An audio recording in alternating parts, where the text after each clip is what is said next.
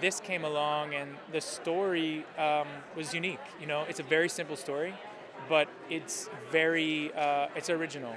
And I had played with also a number of different stories about the Afghan war and our involvement in it. But in the end, I think this one really touched me because it's ultimately about the good in us, but not like the sentimental good. You know, not the stuff that like we tend to see in movies of people doing good.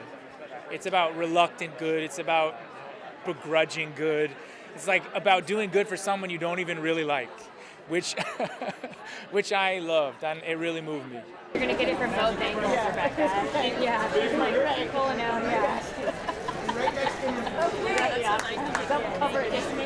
I mean, to me, Guy is just such an agile filmmaker.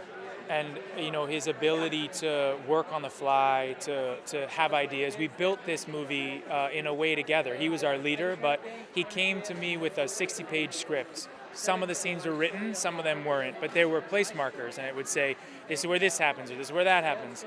And I talked to him for the first time, and he said, this is what we're going to find together. He said, I know what the story's about, but we're going to find out what it's really about when we get there.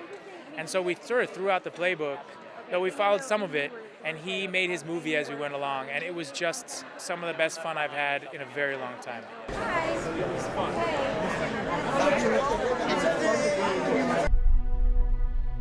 John, you have tallies approaching.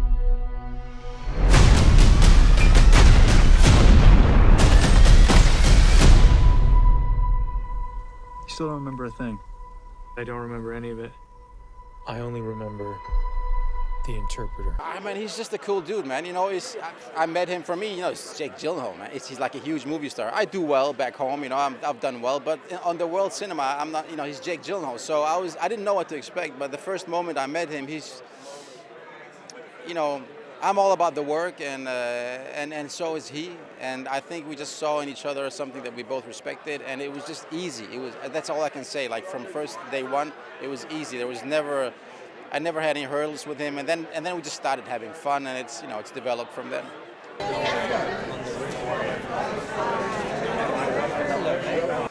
I think it's a question of empathy. You know, my parents were refugees. I know that whole generation who kind of gave up their lives to give their children a better future. That's something that's very close to me personally as well. And I love, the favorite thing for me about this movie is, besides it's being totally entertaining and like just keeps you like sucked into it like only Guy Ritchie can do, it has this message of unity. You know, it has this message of, it doesn't, these guys don't even like each other to begin with. You know, they're very different. But what unites them is they're just two men who want to take care of their families, and they want to give their kids a better future than they had, more opportunities, and that goes for the most of us, you know. Thank you. You have a beautiful smile.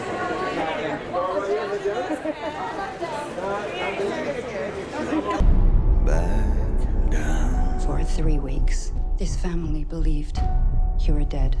We owe that man your life. It wasn't enough for him to carry me across those mountains. Now he's hiding in a hole somewhere. I should be in that hole. Well, first of all, Guy Ritchie brings me in. Just like, Guy Ritchie is a great filmmaker. Exciting, energetic. It has a spirit. Guy Ritchie movies have spirit and energy and kind of a grit to them that is really fun. I love a good Guy Ritchie movie. And I'm the godmother of Jake Gyllenhaal. He has been a friend. He is my godson. He's a really good person, a wonderful actor, wonderful. And he makes really good movies. He does really interesting movies. And I'm very proud that this is a story that he felt compelled to join and tell.